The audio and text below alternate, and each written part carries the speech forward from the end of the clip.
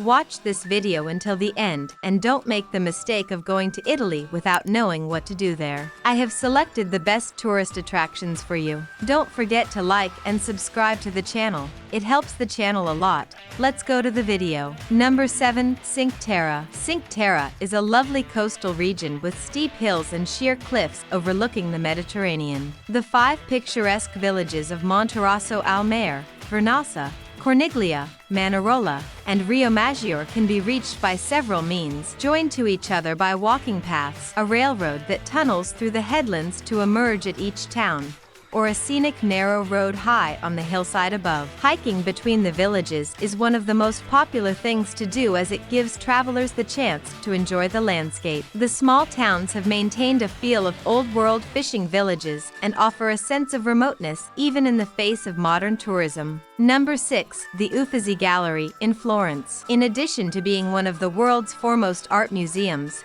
the Uffizi is a one-stop history of Italian Renaissance art. Although it contains works by some of the great masters of Western art, its greatest treasure is its collection of paintings that show step-by-step the evolution in painting that occurred here from the 14th to the 16th centuries. Here, you will see the first experiments with perspective, as well as some of the early portraits as painters moved beyond religious art, and some of the first use of naturalistic and scenic backgrounds in religious art. Number 5. Lake Como. Lake Como is one of Italy's most scenic areas, surrounded by mountains and lined by small picturesque towns. A haunt of the wealthy since Roman times, the lake has many opulent villas and palaces along its wooded shores.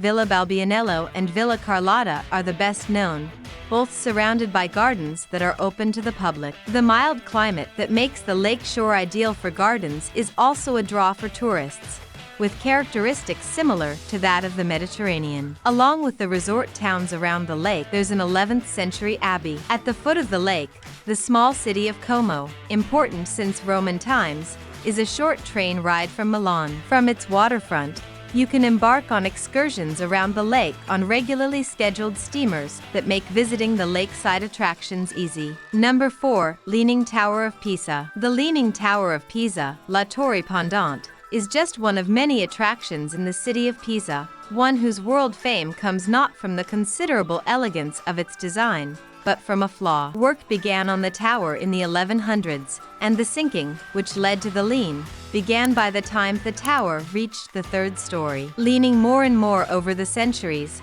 before restoration work in the 1990s, it was predicted to topple over by the year 2000. Today, visitors can climb up the stairs of the tower for a fabulous view over the city. The Leaning Tower stands on the Piazza dei Miracoli, a setting it shares with the beautiful Romanesque Cathedral of Santa Maria Assunta and a round freestanding baptistry. Each of these features outstanding works of medieval stone carving. Number 3. The Grand Canal in Venice. A gondola ride through the canals of Venice is a tradition that travelers have been enjoying for centuries. Venice is a city of islands, and the canals have long been the city's main streets, connected by a labyrinth of narrow passageways. The Grand Canal is the largest and most famous of these waterways, cutting a wide S-shaped route through the city. Along its sides are the grandest of the palaces once owned by the wealthiest and most powerful families of the Venetian Republic. The best way to see many of the grand palaces,